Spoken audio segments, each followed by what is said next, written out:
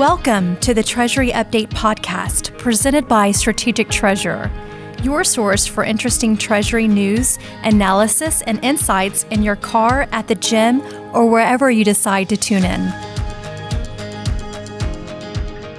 On this episode of the podcast, host Craig Jeffery joins Omri Kletter, Vice President of Cybercrime and Fraud Management at Bottomline, to discuss the results from the 2021 Treasury Fraud and Control Survey. This annual survey evaluates the current and projected impact of fraud on the finance and treasury environment. Practitioners from all industries are polled on their experiences with fraud and on the range of controls, safeguards, and security practices employed to protect their financial assets and information. Listen in to learn the results.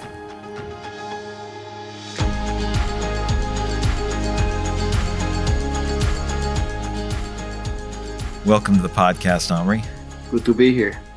So in 2021, we completed the Treasury Fraud and Control Survey. This was the sixth annual survey underwritten by Bottomline.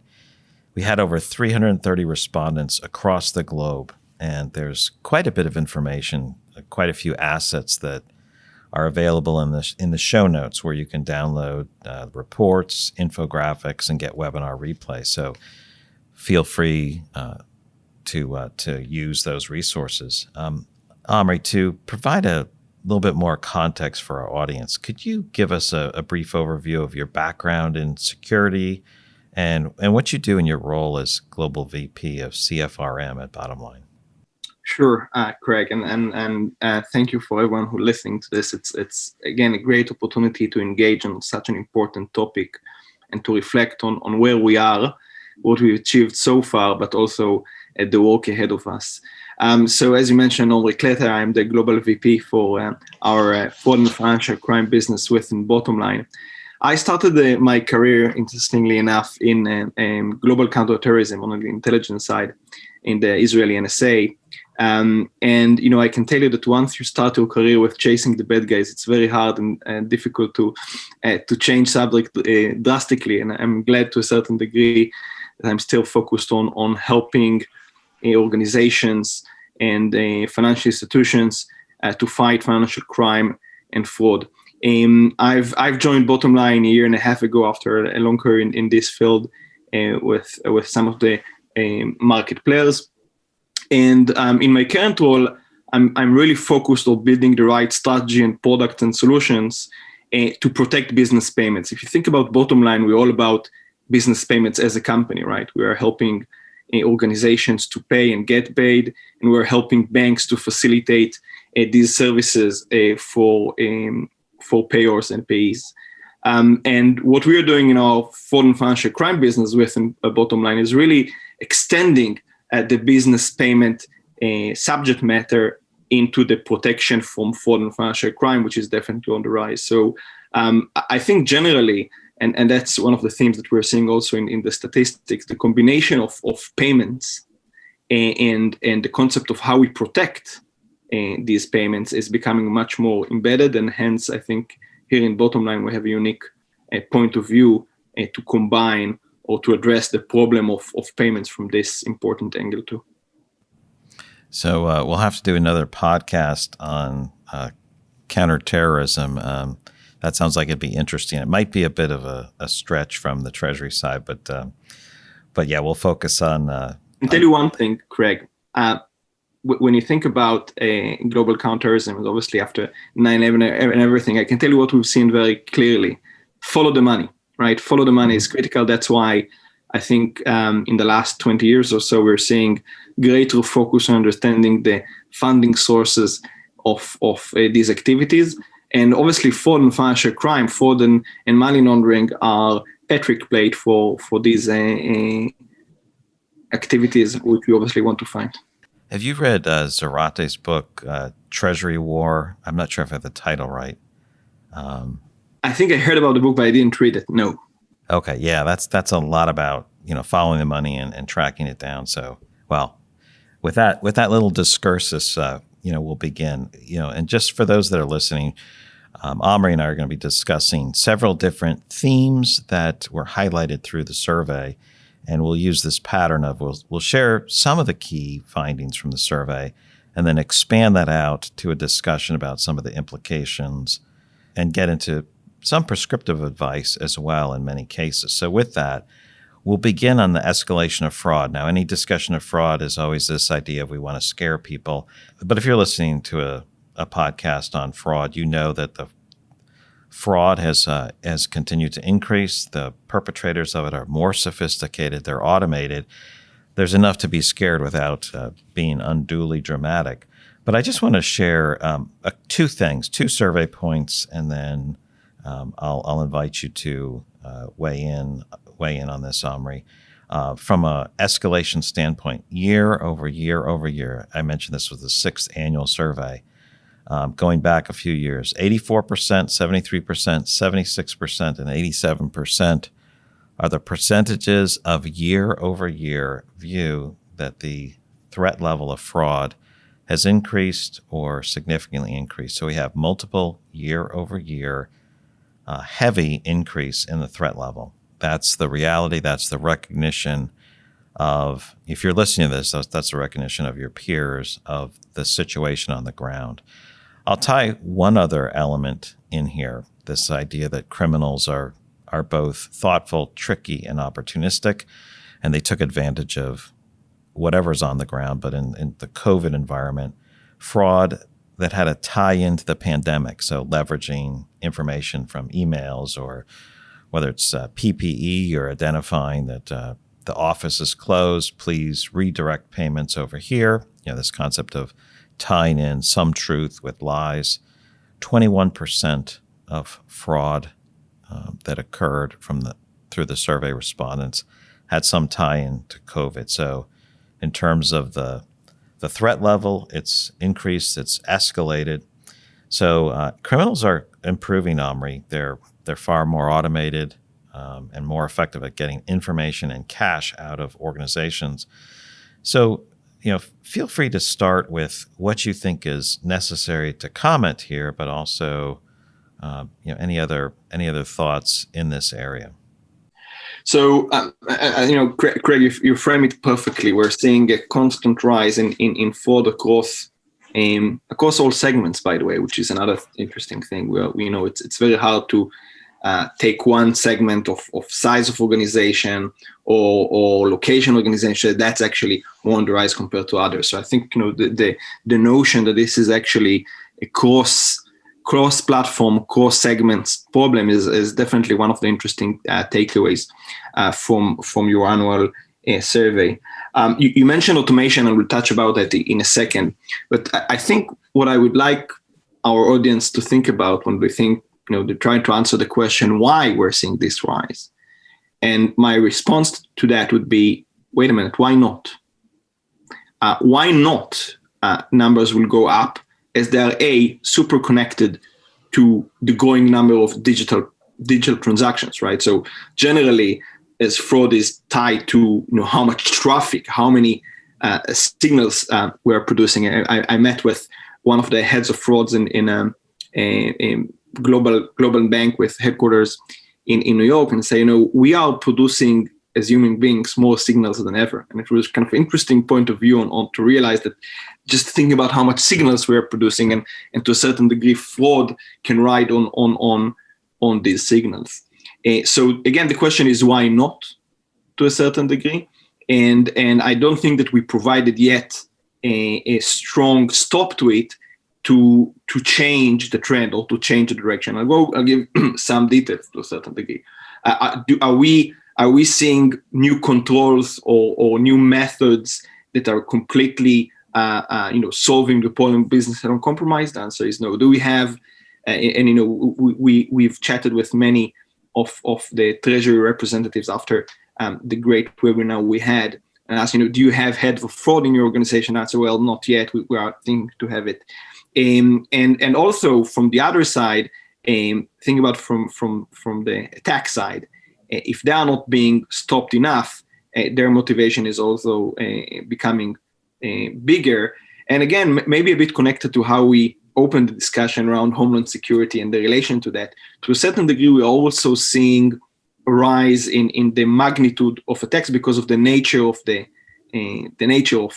attack, and it's becoming from it's much an issue of state level type of attacks, and that's exactly connected to automation. So the level of sophistication from the technology side, on the other side, the ability to create long tail attacks, right, to really go into the smaller organization, tells us that the level of automation of a IP, if you'd like, that is being invested in these type of fraud attacks is higher than before. So I think, when we think about escalation of fraud and we ask why, I suggest to start with the question why not, and then realize that we need to do something different.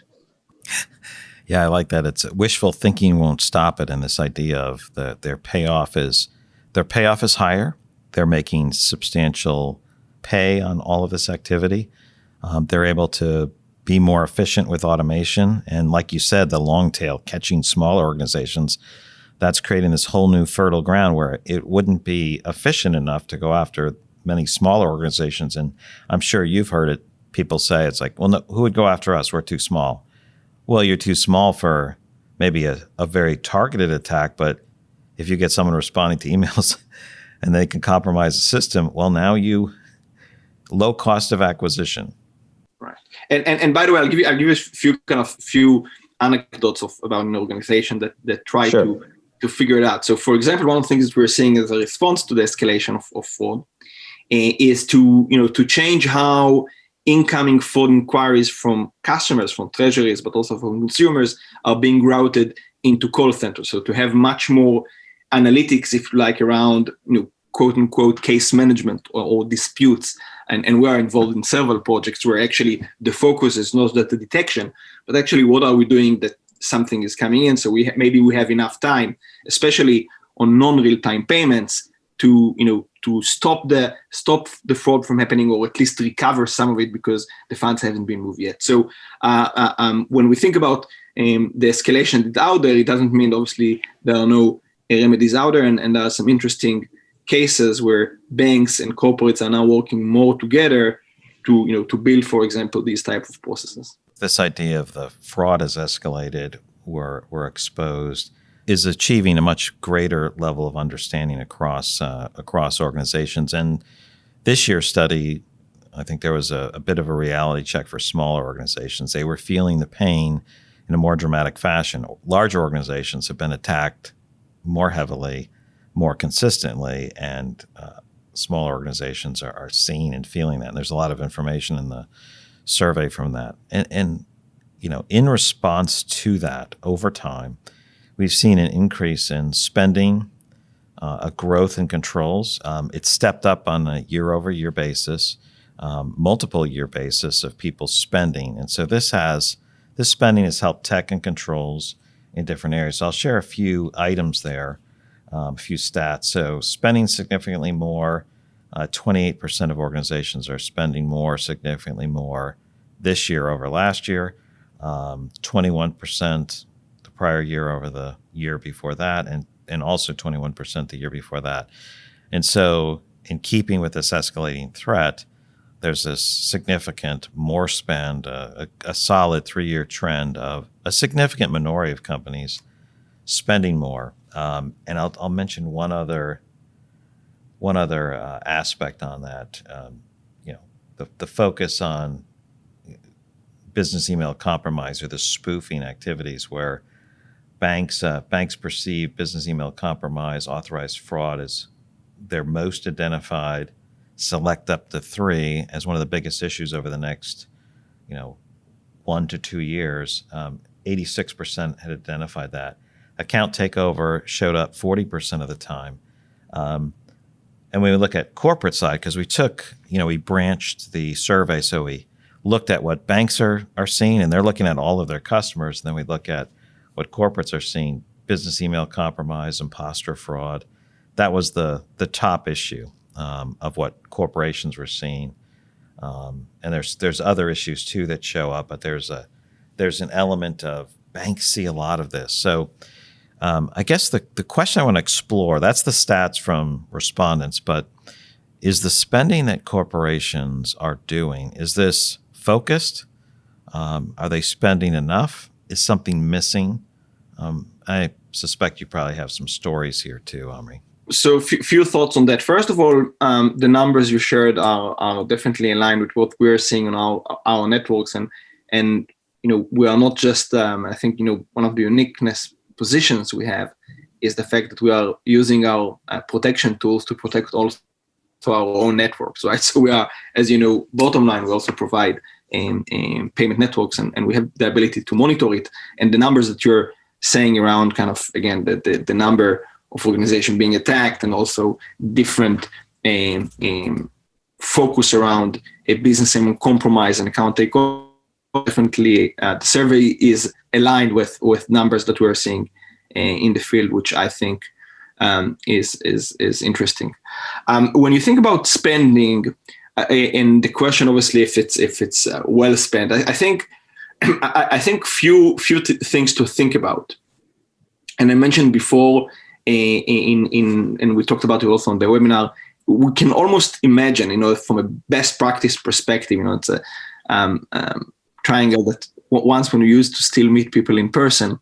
I traveled to one of our customers in the Nordics, and kind of they took like a pen on whiteboard and created a triangle, which is, I think, perfect. Personnel, processes, and technology. And so I think if we put ourselves for a second from a treasurer perspective, to make sure that we have people that can have the baseball cap with kind of fraud, I'm the head of fraud, or I'm dealing with fraud, I'm accountable for that, is critical. And from expertise perspective, we're seeing more and more organizations spending or investing in hiring data scientists and people that are focused on the data, because, as I'm sure that we'll talk also about later, data is king, and data is key for fraud protection. So on one hand, no question about it, to bring people with relevant expertise and maybe with relevant background, if it's come from banking or from other industries like insurance. The second part is processes, which definitely is the bread and butter of every control, right? To make sure that the controls are out there, and it's also a cultural thing. You talk about business in a compromise. I'll tell you a story. We have one of our customers are serving a big health organization or hospital, and they had few cases of business in compromise where it looked like few physicians are asking to change their destination of salary, but practically it was fraud, and the emails were not genuine. And you can definitely see differences between cultures that I'm talking about, like a company culture or organizational culture, between organizations that are saying, if you're seeing something wrong, even if it comes from, it looks like from a very senior person in the organization, feel free to challenge it, right? We have a process around whistleblowing. We have a process around finding, reporting something that looks bad on the payment. We have 4 eyes or 6 eyes review when it goes into a certain amount or something like that. So processes, and I would say culture, are key as part of this triangle. And the third part, and definitely related when we talk about spending, is technology. And I think what I've seen organizations that took successful approach are definitely investing in securing different junction in the journey, right? So we've seen, I think, too many organizations putting so much resources invested, for example, on the front gate or the portal, right, on the customer to bank interaction or something like that, but forgotten the other junction that could be risky. So, for example, internal monitoring. And I think we've seen in other places in the survey actually higher concern from internal fraud or internal risk than ever before. I would say also connected to COVID. You want to have different connections when it actually connects to the gateway. So it's like maybe bank to gateway connection or different junctions. So spending is critical, on hiring the right people and obviously always updating the technology, but making sure that you have different controls in different junction and you are not over investing in one part of the life cycle of a payment. I liked how you talked about processes and then gave the example of all these handoffs, and you can't just protect the front door or the side door. You have to protect the entire payment process. And And is that an area where you see that people may not be looking at the entire process? So I would say, I would say that one of the best practices around that, and we're doing it with many of our customers, is first just to create a map of the process and map of the life cycle. You'll be surprised how many heads of compliance or heads of fraud or even heads of payment are not necessarily 100% clear on how the different processes of payments are taking place in the organization. So taking the time to really map the process and then identifying maybe the points that are more vulnerable is key too. So like in many other things in life, planning is critical, and building maps of different places where you want to inject technology. I strongly believe that we are, as an industry, move to a situation that more and more transactions will get analytical score in real time, and will then this type of risk score that will be based on advanced analytics, will impact how this transaction will be handled moving forward. So I'm quite sure that we didn't yet unleash the full potential of analytics and AI. We talked about the bad guys before. They are unleashing this full potential. That's part of their ability to do automation. And I don't feel that this sophistication yet arrived to how we handle business payments. The good news, the technology is there. So, we are in a perfect storm situation where we can actually utilize it. But for that, we need to have much more engagement between the different entities in the industry, regulators, banks, corporates, and vendors like ourselves.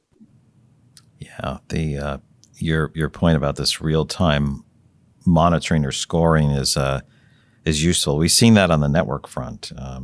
Vulnerability scanning. I know we're not a particularly large researching consulting firm, but we run vulnerability scans, detailed vulnerability scans every single month, and it's amazing what you find. And you keep shutting stuff. You shut the stuff down. You put things in place, but it gives you a lot of really useful information. Then you obviously have to have the more detailed pen test on your network. And it's the same thing with the payment process. How do you monitor the strength through the process? How do you identify issues real time? And then there's the design front, making sure it's tight. And you talked about processes, technology, and people. We tend to fit in this idea of structure. And so that might be your banking structure, how your group is structured, because structures don't always fit into those three categories well. And we see, people setting up their banking stuff wrong. And you can have great process and people, but you created an environment where there's a greater opportunity for exposure. And I know we've covered some of those topics before, but I wanted to bring that up for the audience to think about too. I didn't know if you had any comments on that before we shift. Well, first, I strongly agree with your observation here, and I know that you're also very focused on helping organizations to do benchmarking on this element, which I think is also key. To understand where you are to measure it. Generally, I would say, and you start to talk about what you're seeing on kind of when you're doing network analysis, and generally, many of the best practices that we learn that are critical in network protection and what we call today cyber protection and cyber analysis are absolutely 100% relevant on payments fraud and on financial crime generally. One of the critical things is to assume data leakages and to assume the data that you think is secured is already out of the organization and can be used, for example, to facilitate a business email compromise. And I think that once that you are under the assumption that bad participants, bad entities will know information that will facilitate, they will know the password, do whatever, then say, okay, if I know all that, maybe that's time for me to use unbiased analytics and to score payments to look for abnormalities, right? So it's unusual amount, unusual things. Again, methods that are heavily used in cyber today should come more and more available for treasuries when they're scoring and monitoring payments.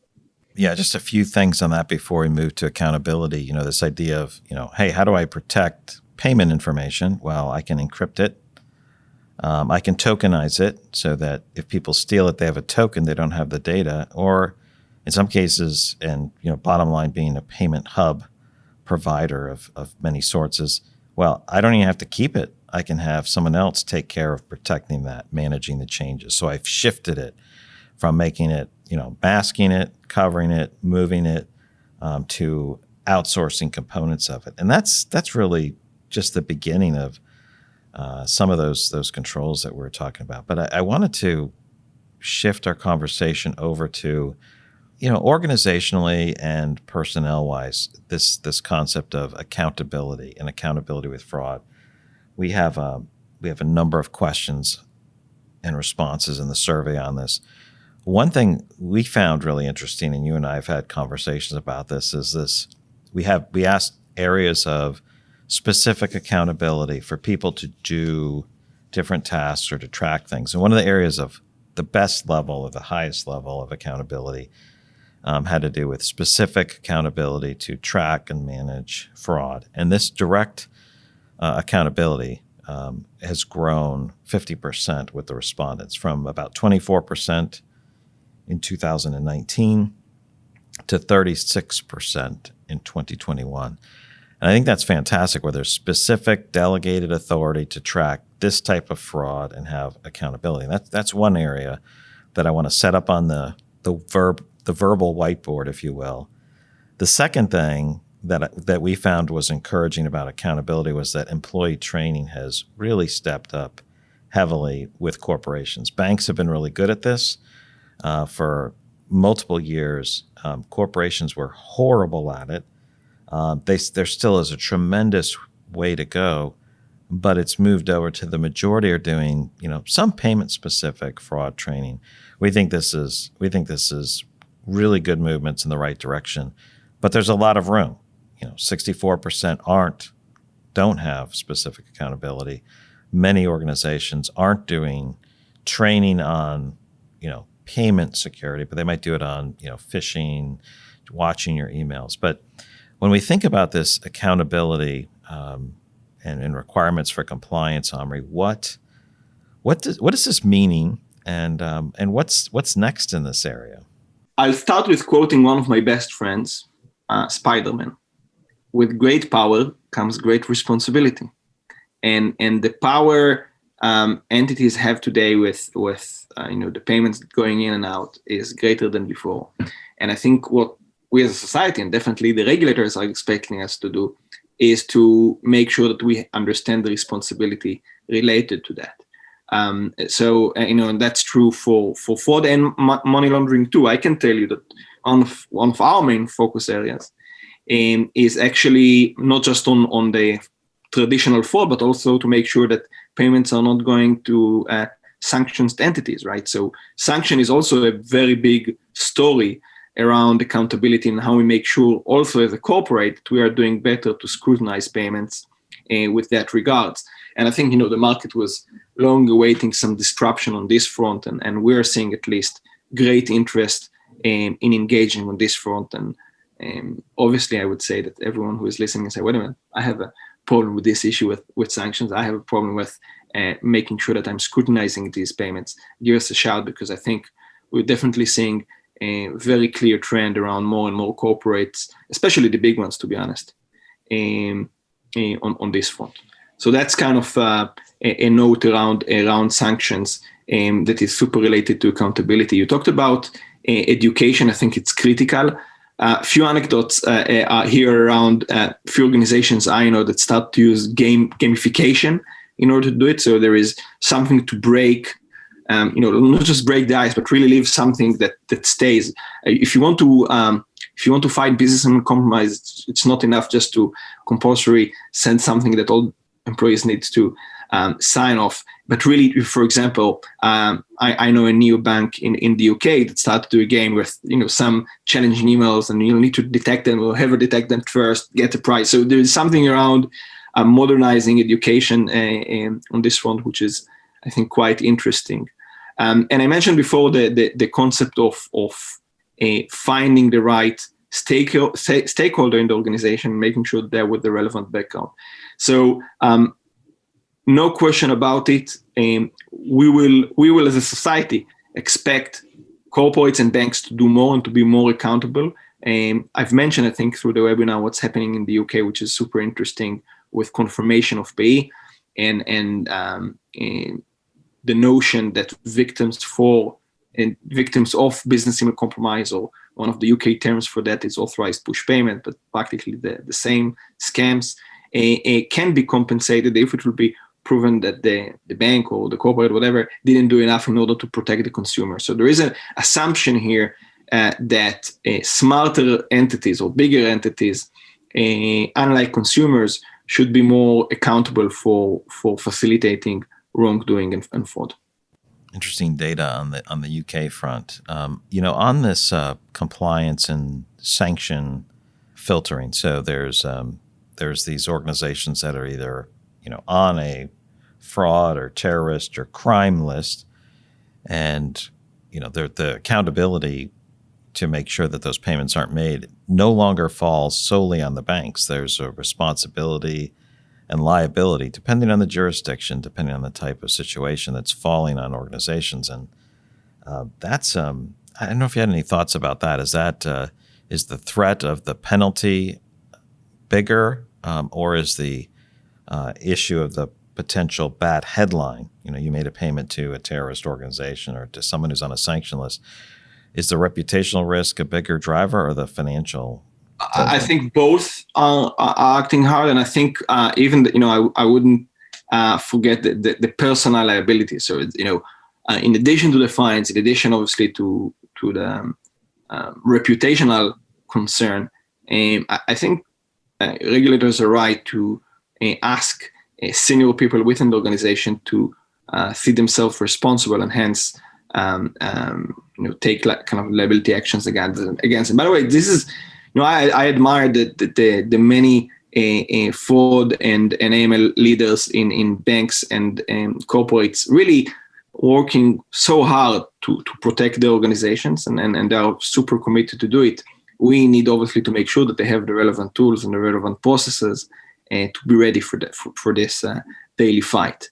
But to answer your question, I think it's the combination of the reputational concern, the actual fines that we're seeing definitely growing, and the personal liability. And there is also a notion that it can be done right? So we know that with the right investment and focus, there are tools out there that can properly help you to scrutinize payments for sanctions. There are tools out there to fight business and compromise, and with the right investment and right engagement, you can at least be better than the competition, which is a good start. Yeah, let someone else get the headline. Omri, we've only scratched the surface on some of the data and the discussions that exist from the Treasury Fraud and Controls 2021 report. Any final thoughts that you want to leave us with? So first of all, thank you. That's the first thing I'll say, and I think that this, thank you obviously should be said to all the people who took part in this survey, and we are stronger together, I think, as an industry, working between banks and corporates and regulators and solution providers like us. I would recommend all of us to take this opportunity not just to reflect on where the data is, but really to think what are the calls for action. And I think between the different statistics, between the different graphs, there are many things that can drive us to do more. And we are welcoming any further engagement to translate the need into programmatic approach. For those listening, in the notes for the podcast, you'll see links to the survey report, additional information on the assets like the infographics, and a link to Bottomline's website as well. Thanks for listening again, Omri. Thank you so much for both underwriting the survey and for your comments today. You've reached the end of another episode of the Treasury Update podcast. Be sure to follow Strategic Treasurer on LinkedIn. Just search for Strategic Treasurer. This podcast is provided for informational purposes only, and statements made by Strategic Treasurer LLC on this podcast are not intended as legal, business, consulting, or tax advice. For more information, visit and bookmark strategictreasurer.com.